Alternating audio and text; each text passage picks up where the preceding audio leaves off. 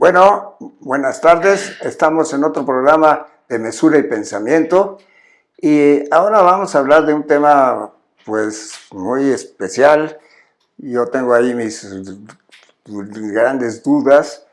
Vamos a hablar de seguridad nacional, pero lo vamos a hablar con un experto y además un nuevo amigo que espero dure la amistad, con el doctor Javier Oliva, que realmente te agradezco, Javier, que estemos aquí juntos. No sé, me causas una impresión, te acabo de conocer, pero me causas una impresión agradable.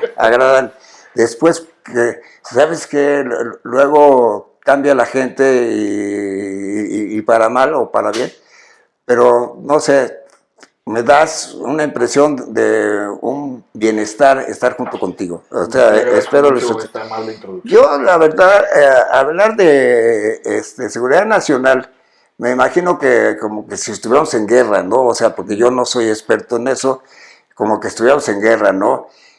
Y desde chico me ha preocupado mucho la seguridad, porque siempre he oído hablar que es el problema, no la nacional como guerra, sino la nacional, o sea, todo lo que es la seguridad de un país, o sea, entonces yo veo que se habla mucho de la seguridad, pero yo siempre he dicho que siempre ha sido para peor. Yo tengo 83 años y nunca la he visto para bien, siempre la he visto para mal, para mal. Pero yo le achaco a eso, Javier, que es que cada vez la gente está más inconforme y la gente en general es buena, porque me decía un policía amigo mío, de que por ejemplo en el Zahualcóyotl la gente no es mala, el 95% de la gente es buena, es trabajadora, solamente son malos unos cuantos, o sea, yo creo que el humano no es tan malo, lo que pasa es tal vez sea tonto o tenga una cultura y no sepa manejar la vida, pero no es así definitivamente malo el ser humano. O sea, la mayoría de los seres humanos sobrevivimos, la maldad, pero los que son malosos se dan cuenta de que este mundo es cada vez más complejo, cada vez es más difícil tener seguridad, y entonces se aprovechan de eso y pues le ganan. Yo creo que lo que yo poco sé, que hay buenos sistemas de vigilancia en México, o sea, hay buenos sistemas, pero es muy complejo porque la gente se da más cuenta muy fácil de que lo fácil que es cometer delitos o hacer algo malo a la ciudad. Pero tú eres el experto. ¿Qué es la seguridad nacional y qué es la seguridad de la gente, Javier? Bueno, nuevamente gracias por la oportunidad, tía, a Fernando Ayala y a Vladimir, que está en las cámaras. Mira, tengo el privilegio de que el rector de la UNAM me haya designado como coordinador de un seminario permanente, el único que existe en el sistema de la UNAM, que es el Seminario de Estudios de Defensa, Dimensiones de la Seguridad e Inteligencia. Hago alusión a esto porque, en efecto, ¿por qué utilizo el término de dimensiones de la seguridad? Porque hay y son círculos excéntricos, es decir, del centro hacia afuera, ¿no? La seguridad pública, la seguridad interior, seguridad nacional, seguridad regional y seguridad internacional. Tienen en un denominador común conceptual, que es el de seguridad, pero cada una de estas dimensiones tienen bienes a tutelar diferentes, aunque claro que se entremezclan desde luego, pero hay tres. Por ejemplo, ¿qué bienes tutela la seguridad pública? Básicamente tres: la integridad personal, la integridad del patrimonio y el libre ejercicio de la persona de sus actividades cotidianas: ir a la escuela, viajar por carretera, establecer un negocio, en fin, ir al mercado. ¿Qué bienes tutela la seguridad interior? Básicamente tutela uno solo, que es el funcionamiento de las instituciones y la aplicación del Estado de Derecho. ¿Qué bien tutela la seguridad nacional? Básicamente la libertad, independencia, soberanía e integridad territorial de la nación. ¿Son diferentes instituciones? Justamente a eso voy. Dependiendo de qué bienes tutela cada dimensión de la seguridad, qué leyes, qué instituciones, qué recursos presupuestales, qué apoyos políticos requiere. Y es muy interesante. Si la seguridad pública tutela la integridad de la persona, la integridad de sus bienes y el libre ejercicio de sus actividades, mi pregunta es muy sencilla. ¿Para eso necesitamos a las Fuerzas Armadas? No. Para eso necesitamos a las policías, a los ministerios públicos, a los jueces del fuero común y del fuero federal. Entonces, ¿qué está sucediendo? Que para responder a esta pregunta, yo necesito Guardia Nacional, Fuerza Aérea Mexicana, Ejército Mexicano y Armada de México. Esa no es su función. La función de estas 4 Fuerzas Armadas, esa sí es garantizar la seguridad interior, porque incluso en sus leyes orgánicas, tanto de la Armada como de la Defensa, en sus misiones está garantizar la seguridad interior. Entonces, esa sí es su función. Como también es garantizar la seguridad nacional, la integridad del territorio ante una agresión en forma externa o bien un proceso en donde hay unas reivindicaciones separatistas, por ejemplo, que no las tenemos. Entonces, desde mi punto de vista, ¿sabes? Me parece que los tomadores de decisiones en México de ahora y de hace muchos sexenios tienen una confusión conceptual. Y esto tú lo puedes ver desde 1946, cuando entra el primer presidente civil, Miguel Alemán Valdés. Se crea la Dirección Federal de Seguridad, pero con 10 capitanes del ejército mexicano, entre ellos Fernando Gutiérrez Barrios. De ahí a la fecha, sin excepción, de manera documentada, todos los presidentes, incluyendo el actual, la presidenta Sheinbaum, han afectado los sectores de defensa, las dimensiones de la seguridad y los servicios de inteligencia. El caso fehaciente es como López Obrador desaparece el Centro de Investigación en Seguridad Nacional, lo reconvierte en el Centro Nacional de Inteligencia, adscrito a la Secretaría de Seguridad y Protección Ciudadana. Entonces, lo que tú me planteas es consecuencia justo, yo parto de un presupuesto metodológico de un autor que cada vez que doy la materia de ciencia política lo utilizo, que es el libro de Giovanni Sartori, Lógica y Método de las Ciencias Sociales. Y en el capítulo 1, que está dedicado al lenguaje, es una apoteca para mí. Concepto que no está bien definido no puede ser aplicado. Porque a partir de ese concepto, por ejemplo, seguridad nacional, si no está bien conceptualizado, pues vas a tener leyes ambiguas, ¿no? Presupuestos opaces, ¿no? Organigramas donde se traslapan las responsabilidades. Entonces, un concepto ambiguo, algo tan complicado como es la seguridad nacional, pues evidentemente genera, desde mi punto de vista, esta situación entre qué seguridad y qué instituciones y qué leyes le toca a cada una de esos ámbitos. Entonces, a mí me parece, por ejemplo, un caso, y si me extiendo, discúlpame, interrúmpeme cuando tú lo estimes. Por ejemplo, vamos a hablar de la Guardia Nacional. El antecedente es en 1999, cuando Ernesto Zedillo crea la Policía Federal Preventiva, ¿no? Ante distintos problemas que acaecían al final de su sexenio, y esa Policía Federal Preventiva se va a crear, el término técnico militar es pie veterano. El pie veterano de esa Policía Federal Preventiva era la tercera brigada de la Policía Militar, con cuartel en el campo militar número 1 y 3 policías civiles. La Policía de Migración, la Policía Fiscal y la Policía de Caminos. Por eso algunos colegas me parece que incurren en errores serios cuando hablan de que con Calderón se hizo la primera experiencia civil-militar. Tenemos el antecedente del 99 documentado de Ernesto Zedillo. En el 2009, como consecuencia de las imposiciones de la Iniciativa Mérida, Felipe Calderón desaparece a la Policía Federal Preventiva, crea la Policía Federal, cuadruplica el pie de fuerza, es decir, de 10,000 elementos pasan a 40,000. Y 10 años después, justamente, de hecho estamos cerca del aniversario, a fines de este mes, del 6º aniversario de la creación de la Guardia Nacional, el término técnico también es pase de entrada a revista, que fue el 30 de junio del 2019 en el Campo Marte, cuando desaparece la Policía Federal y exactamente 10 años después se crea la Guardia Nacional. Es decir, en 20 años hemos tenido 3 instituciones de seguridad pública a nivel nacional. Entonces, esto evidentemente no permite el asentamiento de instituciones que tienen tantas responsabilidades. Pero yo te preguntaría, Javier, o sea, de lo que me estás platicando. O sea, los militares se estaban metiendo en la seguridad nacional Porque y los civiles lo llaman. por eso. No porque ellos vayan a tocar la pero puerta. yo la pregunta que te haría, ¿han sido para bien? O sea, no importa si entraron mal o entraron bien, o sea, pero ¿han hecho algo bueno para la ciudadanía que los militares estén involucrados en este trabajo? Si no estuvieran los militares, el país ya hubiera colapsado. Así de sencillo Sí. y claro, ¿no? Es decir, no habría manera de contener. Ahora, ¿qué sucede? Que desde 1946 al 2025 la pendiente de violencia no se contiene.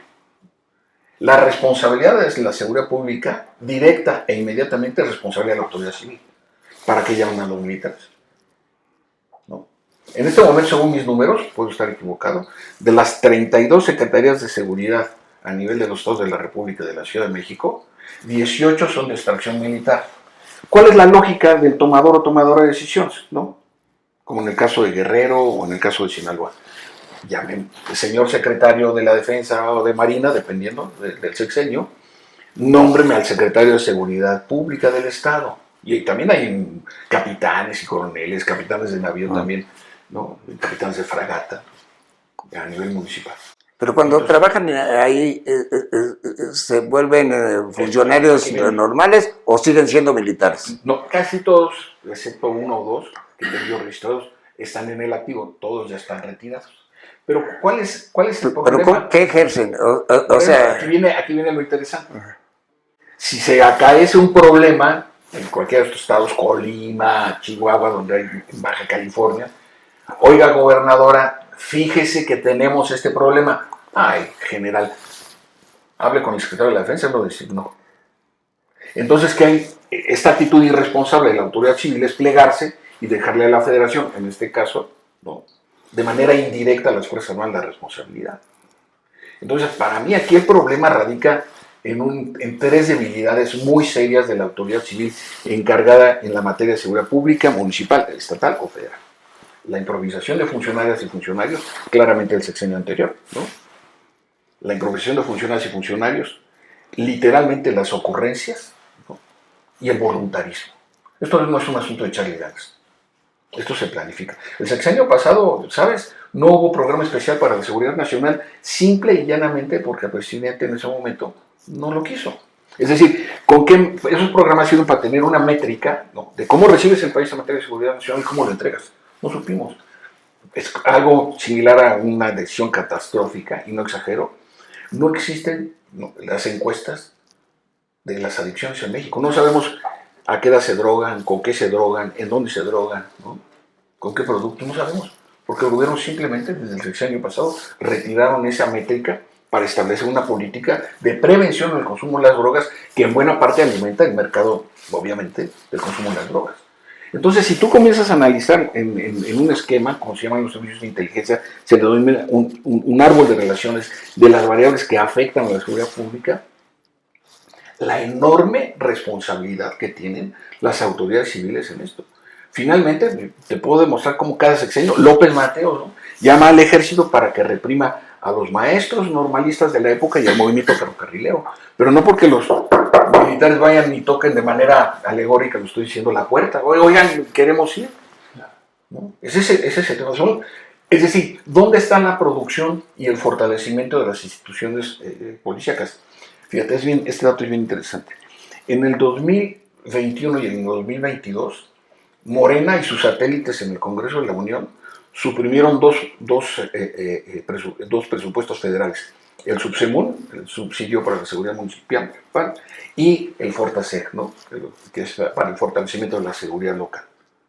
Según mis estudios, puedo estar equivocado, 208 municipios por esa decisión se quedaron sin un peso federal para las policías. Entonces, la crisis de seguridad a nivel local tiene implicaciones legislativas también, ¿no? Entonces, por eso el tema de la seguridad pública se vuelve tan complejo, porque pareciera que es un asunto de que los militares no están capacitados para la seguridad pública, lo cual es cierto. Para un militar, la primera opción para atacar un enemigo es disparar. El policía, su última opción es disparar. Y no es un enemigo, es un ciudadano potencialmente delincuente. Entonces, esta problemática que encierra adoctrinamiento, habituallamiento, adiestramiento, pues son parte de la explicación. Y quiero ser muy claro en términos metodológicos. Explicar no significa justificar, pero sí lo que estoy intentando en esta oportunidad, y muchas gracias, es explicar las condiciones en las cuales nos estamos desarrollando. Pero yo lo que veo es un caos. O sea, como me lo estás explicando, que la seguridad en México es un caos. O sea, no hay una manera de mediar, una manera de resolver. Yo siento que el poder público no tiene ni la capacidad, tienes agua, no tiene la capacidad de hacer policías. O sea, como tú dices, el policía normal no es el que va a disparar ni se va a meter en el conflicto. Trata de resolver el conflicto. Sí, claro. Pero ¿quién enseña? O sea, tienen muy poca capacidad cultural esos policías y no tienen un adiestramiento adecuado. ¿Cómo podría la sociedad civil o el poder público poder hacer buenos policías? No tiene presupuesto, no tiene las técnicas, no tiene la capacidad, no tiene al ser humano que sea capaz de enfrentarlo. Pues tiene todas las carencias del mundo. Sí. Entonces viene el militar y tampoco el militar se va a meter a resolver los conflictos, porque su tarea tampoco es esa, es de, como dices, de disparar, y no van a disparar. Fíjate que esto me lo dijo un amigo mío, un almirante ya retirado, hace tiempo, y me ha servido como una guía de reflexión. Me dice, mira Javier, la crisis de inseguridad que estamos viviendo es una de las evidencias de la crisis del Estado, no del gobierno en turno, del Estado mexicano.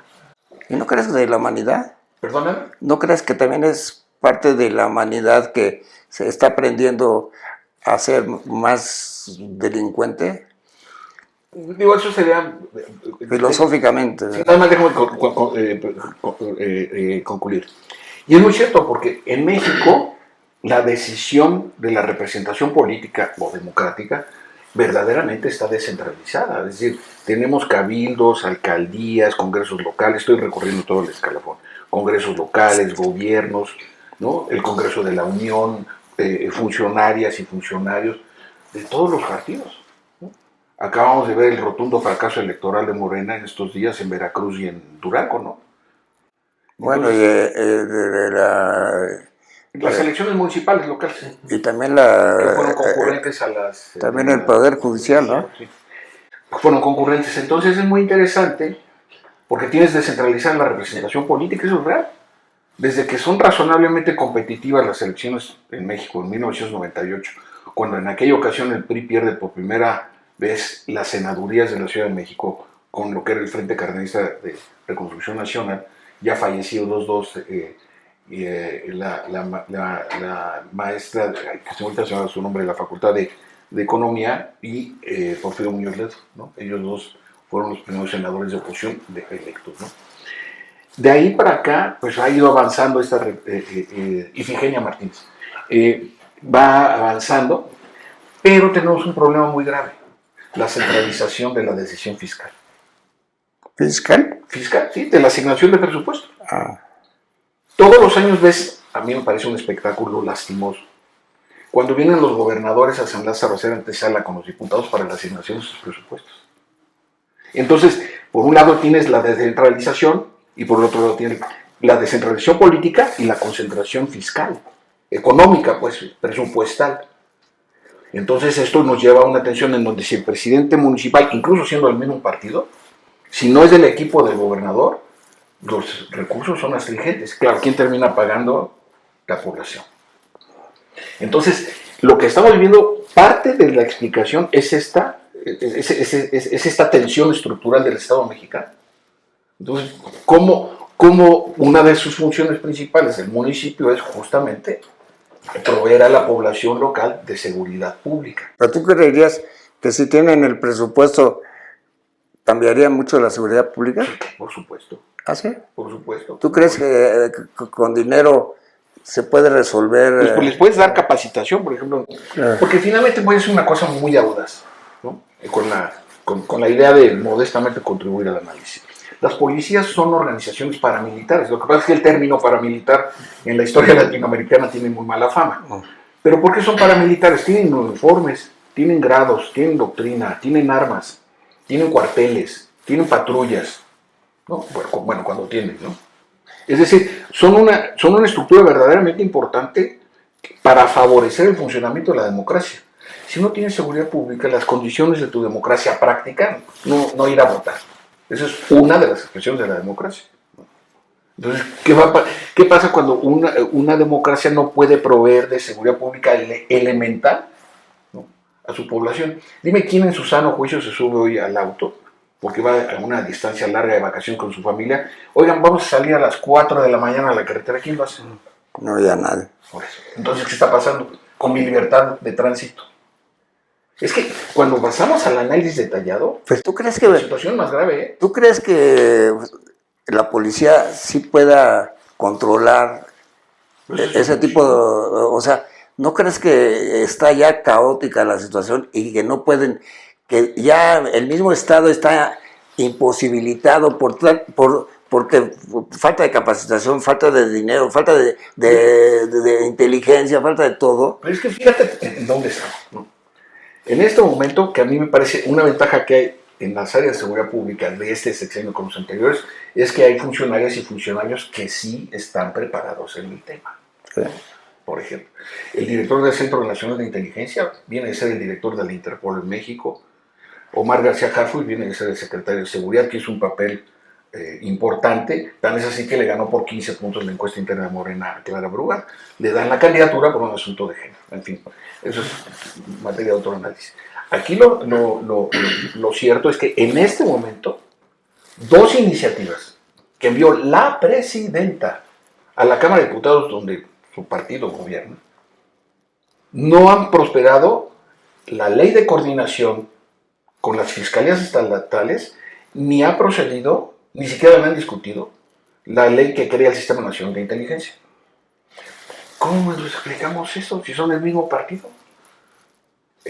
Ayer o antier la noticia de que la Cámara de Diputados iba a discutir estas dos leyes en el próximo periodo ordinario, y ayer salió una noticia de que no hay fecha para el extraordinario. Entonces, no solamente es un asunto de policías y de dinero, insisto, también es un asunto de la provisión, del acercamiento, del procesamiento de esas leyes que permiten la agilidad de funcionamiento de las policías, porque pues, academias de policías hay, no en todos los estados, pero hay. Están los exámenes de control y confianza. En muchos casos, ve cómo está la situación de la policía en Culiacán, que por cierto acaba de renunciar el secretario de Seguridad del Estado, ¿no?, porque detuvieron a 6 policías, ¿no?, de estatales por distintas anomalías. Entonces, a mí me parece que en efecto el abordar, empecemos por la seguridad pública, ya no digamos seguridad interior y seguridad nacional, empecemos por el círculo concéntrico, es decir, el sumum de la seguridad, es que la seguridad pública, ahí está, ¿no? Entonces, me parece que en la proporción en que yo lo que estoy observando es que en la medida en que se estrangula la capacidad del municipio para garantizar la seguridad pública, ¿qué es lo que estamos haciendo? Fortaleciendo la presencia de la Guardia Nacional. No sé si lo que tengan los tomadores de decisiones en la mente sea el modelo colombiano, en donde solamente existe una policía, claro, ahí es un estado centralista, existe una sola policía, que es la Policía Nacional, y la única otra policía que existe es la Policía Vial de Colombia, no hay más policías, ¿no? Entonces, ese es el objetivo, terminar de eliminar la responsabilidad del municipio en materia de seguridad pública.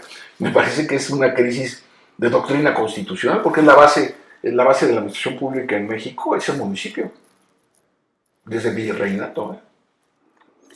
Pues sí, pero, o sea, lo que me estás explicando, yo lo veo, como te repetí hace rato, como un caos. O sea, yo veo que tú tienes una crítica severa al orden que estaba establecido ahorita. Perdóname, ¿cuál orden? El orden, o el desorden, En materia de seguridad pública. En materia de seguridad pública. ¿Tú si tuvieras entre tus manos las soluciones, o sea, ¿cómo podrías mesurar, o como yo le digo, equilibrar y hacer que hubiera una buena policía? Porque tú sí tienes fe en la policía, o sea, sí crees que la policía puede resolver los problemas. Claro. Yo creo que está desbordada la policía. Bueno, en estas condiciones sí. Pero, ¿cuáles serían? O sea, si a ti te propusieran para hacer los grandes cambios, ¿qué propondrías? Empezaría por las policías municipales, sin duda alguna. O sea, quitarías el ejército Claro. y harías que Sí, lo que pasa la es que policía municipal... En estas condiciones no puedes prescindir de las Fuerzas Armadas, no solo del ejército, no puedes prescindir de las Fuerzas Armadas. Pero ¿qué hacen realmente las Fuerzas Armadas en la seguridad? Por ejemplo, aquí en la Ciudad de México no se notan que están. Bueno, pero es que aquí en la Ciudad de México hay más policías en la Ciudad de México que integrantes de la Armada de México. Es decir, es el único caso, ¿no?, a nivel nacional donde tienen más elementos aquí que una Fuerza Armada completa, ¿no? Entonces aquí es la Ciudad de México, tiene peculiaridades que son irrepetibles en el resto de las grandes ciudades del país, ya no digamos a nivel de los estados, pero aquí indudablemente, en este momento no puedes diseñar una política de seguridad pública a corto plazo sin la concurrencia de las Fuerzas Armadas. Es verdaderamente imposible, ¿no? ¿Y tú crees que están capacitadas para esa misión? En este momento no. También tendrías que capacitarlas. ¿A quiénes? ¿A los policías? Dices. No, a los militares. No, los militares tienen su adiestramiento y pensamientos, son los profesionales de la guerra, no es un asunto. Pero son de la guerra, no de la... Por eso... No de la seguridad pública. En ese momento, ¿quién te contiene actividades criminales como la familia michoacana o el grupo de los hijos de Zambada o del Chapo Guzmán o los cárteles unidos? La lista de las 6 organizaciones internacionales terroristas, que no narcoterroristas, que clasificó ya Donald Trump como Foreign Terrorist Organizations, ¿no?, organizaciones terroristas internacionales. Entonces, ¿los vas a enfrentar con policías municipales? No puedes. Bueno, es también ya es una jurisdicción federal, ¿no? El narcotráfico, ¿no? O sea, no dependería ni depende de la policía municipal. No, porque pero eso siempre ha sido. Por la ley de armas y explosivos, la ley federal de armas y explosivos, ellos al poseer armamento prohibido, pues obviamente se convierten en delincuentes, ¿no? Porque, ¿sabes otra cosa? Y qué bueno que me preguntaste eso. También estamos perdiendo la batalla del lenguaje, ¿no? Yo, por ejemplo, cuando escribo, nunca le regalo una mayúscula a la nueva generación o a la familia michoacana. Mayúsculas la UNAM, el Politécnico, la Sedena, ¿no? Es así, sus mayúsculas. ¿Por qué les voy a regalar? Luego, cuando yo leo con sorpresa, dicen minas artesanales. No, los artesanos trabajan con madera, con telas, con pinturas, hacen arte. Esos son explosivos hechizos, ¿no? Entonces, esta forma en la que estamos incorporando y perdiendo la batalla del lenguaje, que es algo absolutamente real, ¿no? Pues, ¿cómo nosotros vamos a tener estas fórmulas de poder reponernos, ¿no?, ante esta serie de variables, ¿no?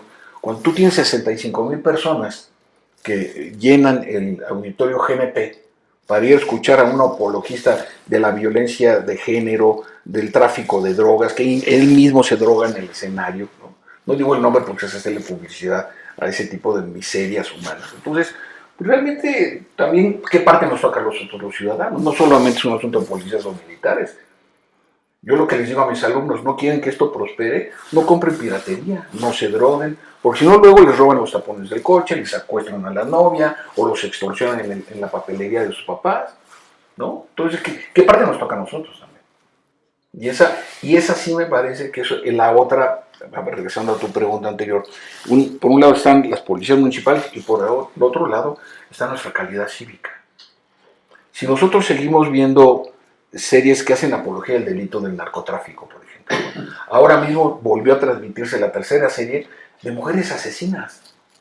¿Dónde está la autoridad para prohibir ese tipo de programas? Yo soy partidario de la censura, abierta y públicamente. Claro, no queremos ceder en nada. Entonces, ¿cómo vamos a llegar a si nosotros nos sentamos a ver series de Netflix o lo que sea, de 4, 5, 6 capítulos y luego hay series, en donde el espectador termina siendo simpatizante del delincuente. Entonces, ¿qué tan películas, novelas, qué tanto nos toca a nosotros esa responsabilidad? Pero yo, o sea, yo desde el punto de vista de la filosofía, la filosofía está proponiendo que haya un cambio en el pensamiento humano, porque como tú dices, la gente no nos entendemos, cada quien hace de su vida un reguilete, o sea, hace de la vida cualquier cosa, ¿no? O sea, la gente no nos ponemos de acuerdo en qué debemos hacer para crear un mundo mejor, por ejemplo, un mundo más seguro. No nos ponemos de acuerdo en la ética, ni en una moral, no nos entendemos, como tú dices, en el lenguaje, qué es el bien, qué es el mal. No, o sea, la humanidad está desconcertada y tú me lo estás reflejando, que hay una inconsistencia en el ser humano en el cual no nos ponemos de acuerdo para hacer algo bueno. Y por eso te pregunto, porque tú tienes prisa, me gustaría, ¿cómo tú resolverías, o si tuvieras la oportunidad, qué dirías que sea lo primero para poder resolver este problema tan complejo como nos lo estás poniendo? Prácticas cívicas que creen ciudadanía. Esa es la clave. Ética. La ética compartida. Eso es lo más importante. Ahora, todas las sociedades tienen patologías en materia de seguridad. ¿Sería educación? Esa puede ser una, pero las otras, fíjate bien, esto lo aprendí en una conferencia en la Escuela de Trabajo Social, en donde la expositora, me hicieron el favor de invitarme como comentarista, pero la expositora dijo algo que lo aprendí y lo apunté. Si nosotros no atendemos las causas básicas de las otras violencias, va a ser muy difícil de atenderlas. ¿Cuáles son las violencias básicas? La violencia intrafamiliar, la violencia vecinal y la violencia machista. Ahí está. Entonces, cuando yo con mi vecino me amenazo, le hago daño a su coche, él a mi cochera, ¿no? Nos golpeamos, no hay sistema social que funcione. O sea, tú sí ves a la humanidad en conflicto. Pues más que yo sí, es que hay sociedades donde sí funciona, ¿no? Es decir, pero también tiene sus problemas. por eso lo dije hace un momento, todas las sociedades tienen sus patologías, indudablemente. Ninguna es una sociedad angélica donde pues, no hay problemas, pero tienen menos problemas que nosotros. ¿Por qué?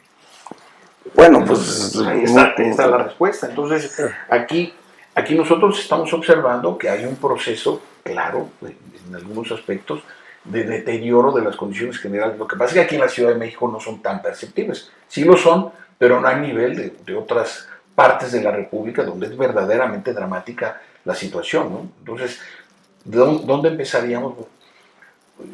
Cuando las muchachas en provincia lo que buscan es ser amantes de ¿no? Y luego amanecen muertas, ¿no? Es decir, ¿qué familia prohijó esos principios de educación? O el muchacho que aspira a ser sicario o traficante de personas o lo que fuera, ¿no? Porque justamente, insisto, ¿qué parte nos toca a nosotros, ¿no? En el edificio donde yo vivo, hay 2 personas que no pagan el mantenimiento, simple y llanamente porque no se les da la gana, ¿no? Entonces, estas condiciones, ¿cuántos actos ilegales se cometen diario en este país? Millones. ¿Qué nos hace falta? Fortalecimiento del Estado de Derecho. Pero tú crees que el Estado de Derecho sí ayuda, pero ¿no crees que son más importantes la educación, la ética? Sí, claro. O sea, como yo digo filosóficamente, el cambio de la manera de ser del humano. Pero si tienes a los maestros plantados en el Zócalo, ¿dónde defecan? ¿Dónde se bañan? Sí. ¿Cuántos? Hay 1.100.000 niños en este momento sin clase. Y van para un mes. Digo, pues también es un asunto de responsabilidades de las instituciones, ¿no? Pues es responsabilidad del humano, ¿no? O sea, en general, no sé, Javier, la verdad, me deja así muy inquieto, pero me da gusto porque desde la filosofía yo lo estoy diciendo, que hay un caos en la humanidad y entonces aquí hay un caos en México. Tal vez el caos en Dinamarca sea menor, pero hay caos, o sea... Es una característica de la humanidad, ¿no? Pero ahí es a donde la filosofía entra, en que sí podemos cambiar esto para que haya más seguridad. Mira, te voy a poner un ejemplo para terminar, un ejemplo como empresario que fui. Yo les digo a los empresarios que el haber hecho la pobreza en la humanidad a través de la historia ha sido una tontería del humano, porque ahora la gente, los ricos, la gente que tiene el poder, ahora tiene más miedo de la seguridad, o sea, porque ya está más expuesto a que los delincuentes lo ataquen. Entonces, yo le digo a la humanidad y le digo a los empresarios que la tontería de haber hecho tantas diferencias sociales nos ha hecho que la humanidad no haya seguridad. Yo por eso creo que la seguridad le está rebasada al Estado, porque el delincuente se da cuenta de que el dinero no ha sido ganado muchas veces en una forma honesta, entonces honorable. Entonces dice, pues yo me aprovecho de esa situación. Entonces por eso hay tantas inseguridades en México y en el mundo, ¿no? Sí, sí. Regreso a tu primera reflexión en la introducción de esta plática. ¿El delincuente nace o se hace? ¿No? Por ejemplo. Retomando tus mismos argumentos. Yo creo que se hace, ¿no? Desde luego. Sí.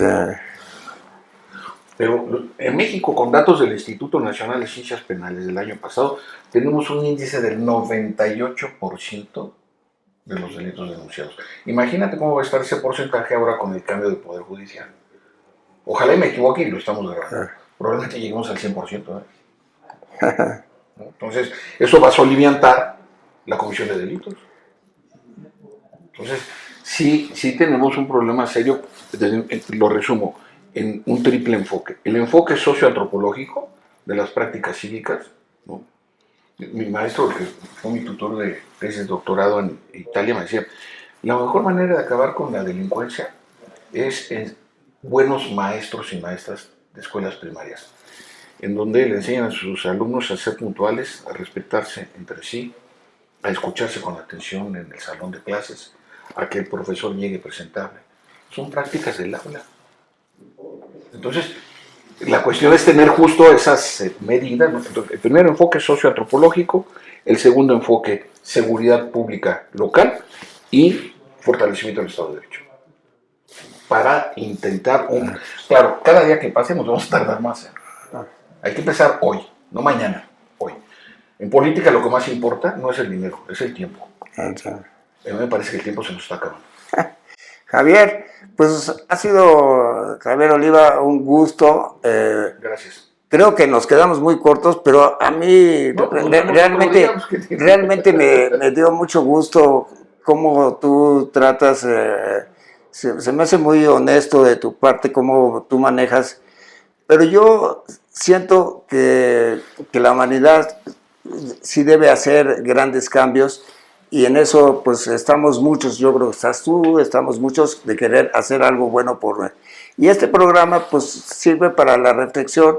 Yo me llevo muchas cosas muy buenas de ti, te agradezco y sobre todo lo que te agradezco es que seamos ahora nuevos amigos. Claro que sí. Y, ¿sabes? Yo siempre lo digo, los amigos no firman ningún documento, se hacen al andar. Y gracias, Javier, de todo corazón. Muchas gracias. Muchas gracias, Javier. Gracias.